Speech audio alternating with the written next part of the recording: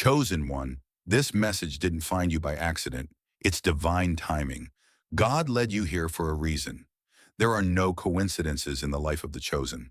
Every battle, every loss, every late-night tear, and every unanswered prayer, it all had purpose. You've been through things you haven't even spoken out loud. Not because you're weak, but because you were chosen to carry a weight others wouldn't survive.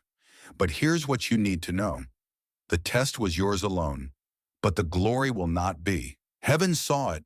Heaven kept record. And now heaven will reward it. You didn't suffer in vain. You didn't break for nothing. You didn't survive the fire just to go back to the ashes.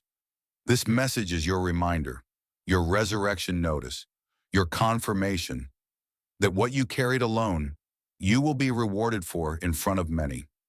Let's break it down chapter by chapter. Before we dive deep, make sure you like, share, and subscribe. Because this isn't just a message. It's a confirmation from heaven itself. If this resonates in your spirit, drop 77 in the comments right now. That number isn't random. It's a divine signal, a sacred frequency that marks you as awakened, aligned, and ready to receive what you suffered in silence for. Understand this. Not everyone will make it to the end of this message. Only those truly chosen will have the spiritual capacity to absorb what's hidden in these words. And those who do, they'll gain clarity, strength, and the revelation they've been praying for. This isn't something you hear once and move on. It's a living truth, one that will hit deeper each time you return to it. Each listen will unlock a new key, a new piece of the blueprint, a fresh glimpse into the glory God is about to release over your life. You carried the test alone, but you won't carry the reward alone. Let's go.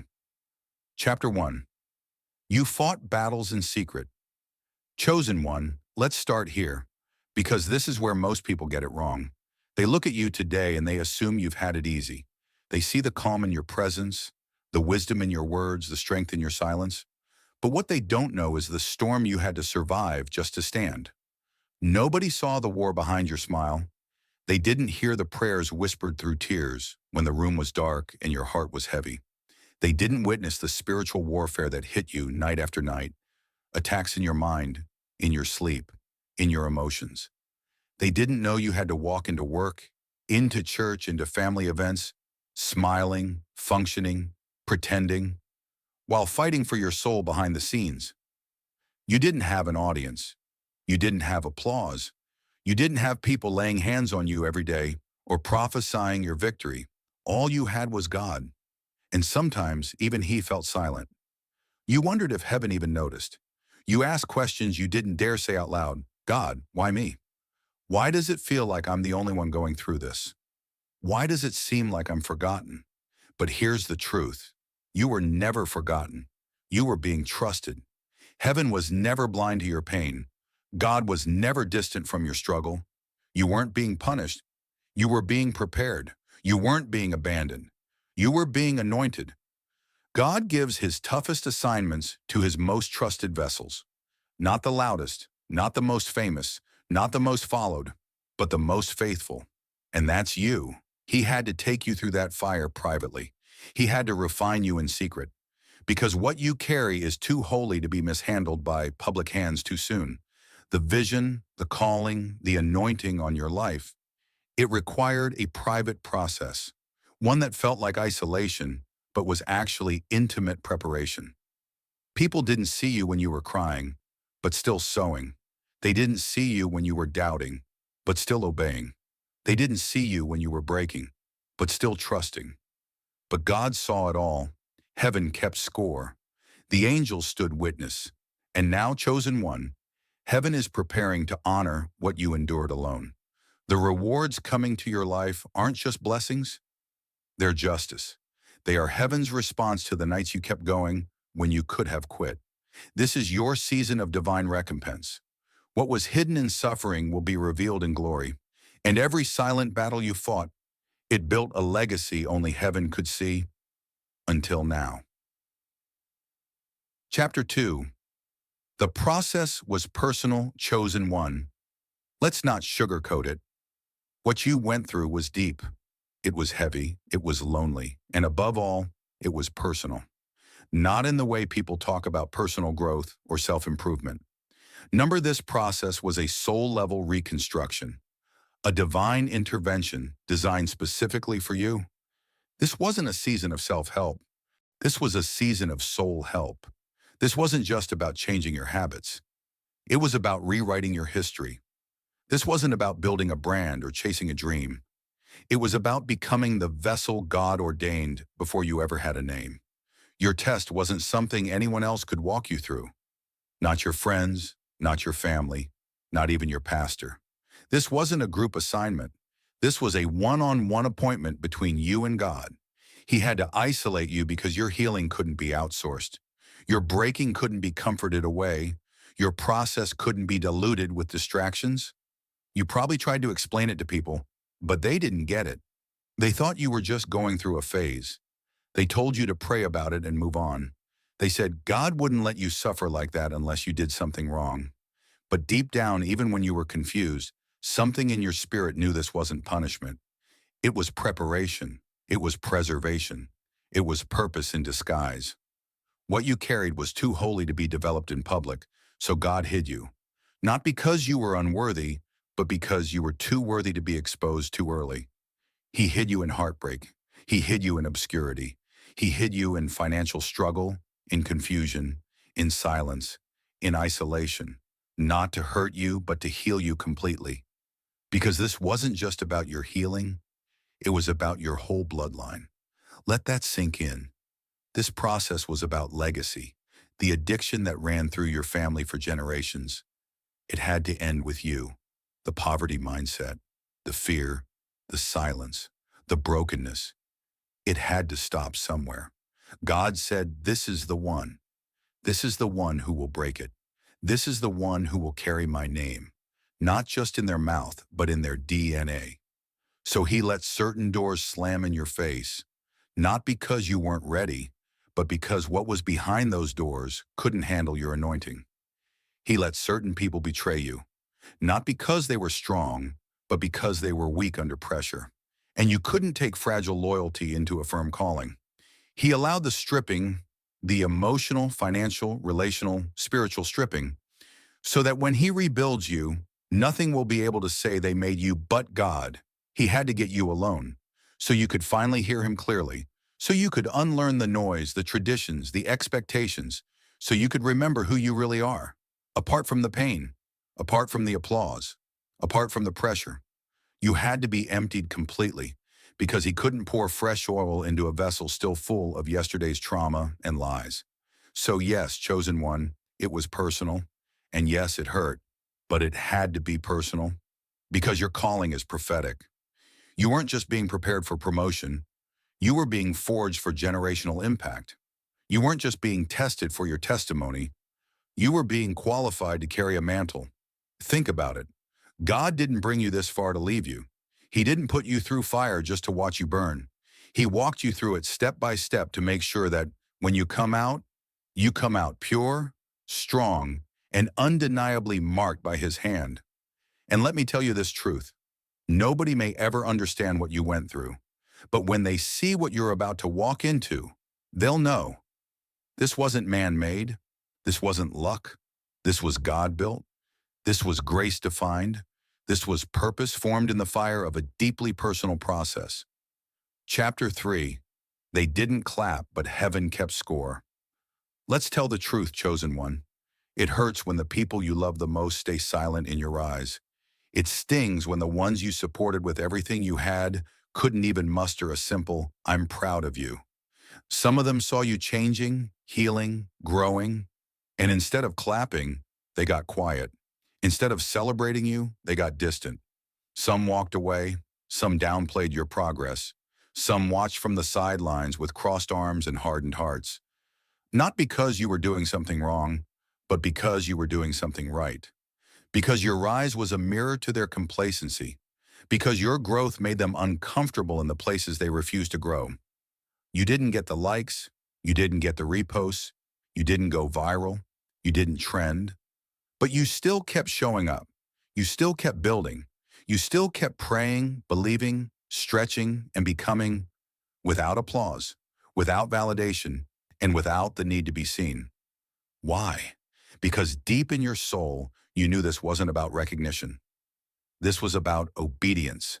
You weren't doing this for claps. You were doing it for the kingdom. You weren't performing for people. You were positioning yourself for purpose. And while the crowds scrolled past your testimony, heaven stood still. The angels took note. The spirit realm recorded every step you took in faith, every tear you cried in silence, every battle you fought without backup. Chosen one, you need to know this. Heaven keeps score differently. People look at highlight reels. Heaven looks at heart posture. They see moments. God sees consistency. You weren't overlooked. You were being watched by the Most High. You weren't forgotten. You were being counted as faithful. When they didn't repost your victory, when they didn't show up for your breakthrough, when they talked about your past louder than they acknowledged your present progress, God saw it all. He saw you remain kind when you wanted to be cold. He saw you serve others while secretly bleeding. He saw you sow seeds even when your own field felt dry. He saw you give, forgive, obey, and endure when nobody else did. That's why the blessing that's coming to you can't be blocked by man, because man didn't build it, so man can't break it. What God is about to release isn't based on popularity. It's based on purity. It's based on faithfulness in the unseen. And hear this loud and clear. He is not unjust to forget your labor of love. That time you served without thanks. He saw it. That midnight prayer when your heart was shattered. He heard it. That seed you planted in faith when you didn't even have enough for yourself. He recorded it. Now the reward is coming, but not to stroke your ego. It's coming to reflect His glory. Because when they ask how you did it, you'll say, I didn't. God did. And when they wonder why it happened for you, you'll respond, because I didn't stop. When they didn't clap, I kept walking. When no one was watching, I kept going. So be still, chosen one. The reward is catching up to your quiet faithfulness. The elevation is chasing your obedience. And every place they overlooked you, heaven is about to overtake you. The crowd may have missed it, but heaven kept score. And now it's your time to reap in public what you sowed in silence. Chapter 4. You didn't break. You were built. It felt like you were breaking, didn't it? Like everything around you was collapsing. Like you were drowning under the weight of pressure, disappointment, and delay. Like God had gone silent, right when you needed Him most. You prayed, but the answers didn't come fast enough. You hoped, but the doors didn't open the way you expected. You cried out, but the pain didn't immediately stop. You kept asking yourself, God, where are you in all of this? But here's the truth you couldn't see then. You weren't breaking. You were being built. Built slowly. Built silently. Built deeply. What felt like destruction was actually divine construction. He was strengthening your faith beyond surface-level belief. He was stretching your patience beyond comfort. He was deepening your trust in ways no blessing alone could teach you. Because blessings don't build you. Battles do. And God wasn't punishing you. He was preparing you for weight. Because what He's about to place on your life, anointing, responsibility, influence, legacy, requires foundation. So He had to dig deep. He had to let some things collapse. He had to remove what wasn't meant to go with you. He had to strip you of false security so you could be secured in Him. You thought you were breaking because it was painful, but pain is often the process of becoming. You were being built in resilience. Every time you got up when you wanted to give up, heaven was watching. You were being built in obedience. Every time you followed His voice without seeing the outcome, heaven was recording it. You were being built in spiritual authority, not the loud kind the world brags about, the quiet kind that hell recognizes without you saying a word. While others were focused on visibility, you were focused on alignment. While others were obsessed with being seen, you were being refined in secret. They posted their process.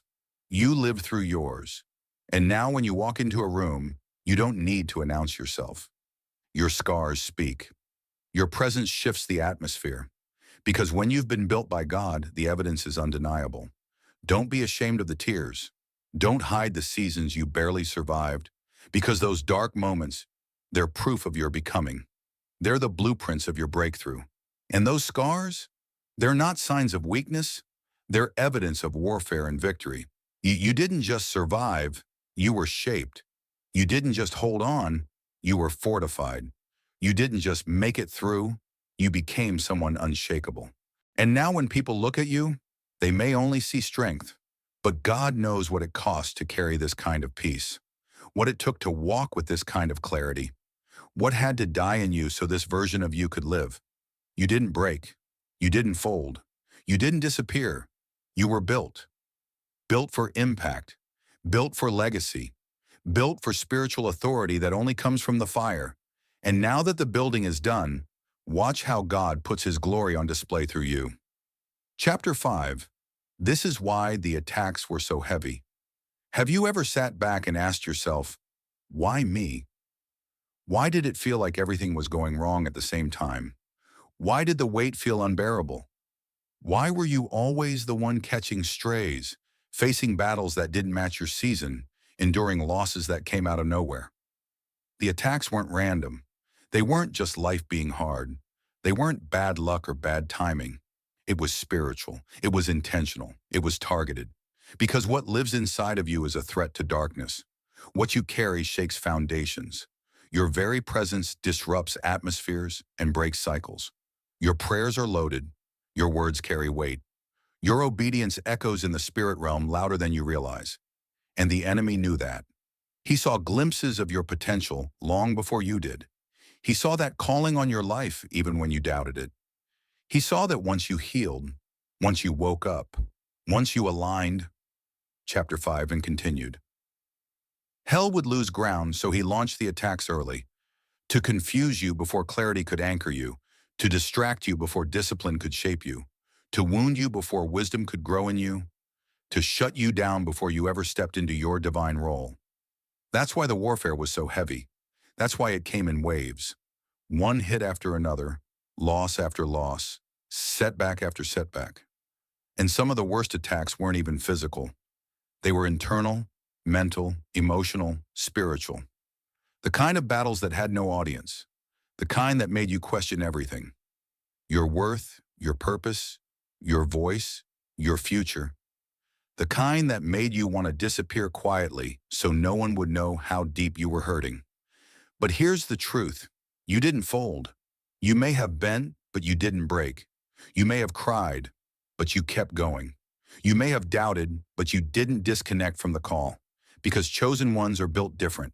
Even tired, you kept walking. Even afraid, you kept trusting. Even misunderstood, you stayed faithful. Even when you didn't feel strong, you showed up with supernatural strength. That strength didn't come from you, it came from God. It came from the same Spirit that raised Christ from the dead, now dwelling in you, guiding you, guarding you, growing you.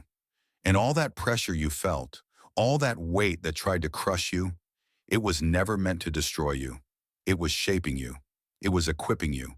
It was proving what you're made of and who you belong to. Because pressure doesn't come where there's nothing valuable. The enemy doesn't waste resources on the average. He goes after the anointed. He targets the trailblazers. He harasses the ones carrying keys that unlock freedom for others. The warfare was confirmation. The opposition was proof. The heaviness wasn't punishment. It was preparation. And now the shift is here. Something has changed in you. Your discernment is sharper. Your spirit is stronger. Your identity is rooted. You're not walking with the same posture you had when this started. Now you know who you are. Now you know what you carry. Now you understand why the battle was so brutal. Because your breakthrough is just that big. And what's coming can't be stopped. Because the very attacks that were sent to silence you only made you louder. The very pain that was sent to break you only built your foundation deeper. The very storms that tried to drown you only taught you how to walk on water. Chapter 6. The glory is shared in heaven. You carried the weight on earth, chosen one, but heaven will carry the glory. You cried in silence, warred in secret, and walked in obedience when no one was clapping. But just because the world didn't see it doesn't mean heaven didn't. Every tear was a seed. Every prayer was a blueprint. Every sacrifice was recorded. Heaven was not just watching, it was investing, guiding, waiting for the right moment to release what has always been yours. This is bigger than just surviving. This is bigger than a testimony for social media. This is about eternal fruit, eternal impact, eternal legacy. What you pushed through, what you endured, what you overcame, it sent ripples through realms you can't even see. It wasn't in vain. None of it. The sleepless night, the betrayals, the heartbreaks, the isolation, the disappointments. It all built something sacred. You thought you were alone, but heaven was standing guard. You thought you were losing time, but God was redeeming every second. Understand this. Earth saw pain, but heaven saw power. Earth saw delays, but heaven saw discipline. Earth saw silence, but heaven heard thunder. Because in the spirit realm, your obedience made noise. Your consistency in the dark, your faith in the fire, your worship through the weeping, it moved heaven. This was never about earthly fame, not about being popular, not about being praised. This is about what lasts when time stops, about what lives on after you're gone, about souls touched, destinies awakened, generations shifted, because you didn't quit. Your yes to God became someone else's lifeline. Your breakthrough became a blueprint for others to follow. Your story became evidence that God is still in the business of restoring, elevating, and using ordinary people to do extraordinary things. That's legacy. That's purpose. That's eternal fruit. And in heaven, there is a celebration, not just for your victory, but for every person connected to your obedience. The angels rejoice, the cloud of witnesses, the ancestors, the saints who came before you, the ones who prayed and didn't live to see the fulfillment. They're watching and they are rejoicing because you're the answered prayer. You're the continuation of a divine story. You're the one who carried what others had to pass on. You didn't just survive for yourself, you survived for them too. Every time you chose faith over fear, heaven saw it. Every time you kept walking when your legs were trembling, heaven recorded it. Every time you forgave, obeyed, sacrificed, worshiped, loved, gave, built, and trusted, heaven was marking it all down. And now the glory belongs to God. But the celebration, that's shared, because heaven celebrates victory with those who endured. And God doesn't forget the labor of the faithful. He doesn't overlook the quiet builders. He doesn't ignore the unseen warriors. He rewards, he restores, he honors. Well done, good and faithful servant. Not perfect, but faithful. Not flawless, but consistent. Not loud, but true. You didn't give up. You didn't let go. And now heaven is rejoicing over what was birthed through your brokenness. Chapter 7. Now walk in what you won. Now that the storm is clearing, now that the dust is settling, now that you've survived the test and made it through the fire, it's time to walk like you've passed it. No more living in survival mode. No more replaying the pain like it still owns you. No more waiting for others to recognize the new version of you. You don't need their permission to rise. You don't need their applause to move. You don't need another confirmation because you are the confirmation. The evidence is in your endurance. The proof is in your persistence. The testimony is in your transformation. Walk in your authority, Basun, because you've been given dominion. Walk in your healing, because those wounds are now weapons. Walk in your clarity, because confusion had its season, and that season is over. Walk in your anointing, because what's on your life was never meant to blend in. It was meant to break barriers. Yes, the process was painful. Yes, the wilderness was long. Yes, there were days you questioned if you'd ever come out on the other side, but you made it. And now heaven is saying, don't shrink. Don't water yourself down to fit into spaces God already told you you've outgrown. Don't apologize for surviving what others couldn't see. Don't hide your power because it makes people uncomfortable. You've already been approved by the Most High. You've already been endorsed by the one who matters. You've already been marked by fire, and that mark is your mantle. This is the time to stand tall, to speak boldly, to build without fear, to lead with vision, to love with strength, to walk in the fullness of your assignment. Because from this point forward, what you build will not just reflect your journey, it will reflect His glory. Your testimony isn't just survival, it's strategy. Your life is no longer about proving anything to people. It's about manifesting everything God deposited in you before you were even born. You were tested in the dark. Now you lead in the light. You were crushed in secret. Now you rise with substance. You were broken down to be built on a solid foundation, and now nothing can shake it. You passed the test, and not just any test. A test meant for your destiny. A test you had to take alone, so God could trust you with influence, authority, and legacy. So don't tiptoe into this next chapter. Walk with fire. Move with purpose. Declare the promise. Heaven is backing you. The same angels that surrounded you in the storm are now clearing the path ahead. Don't just survive this season, own it.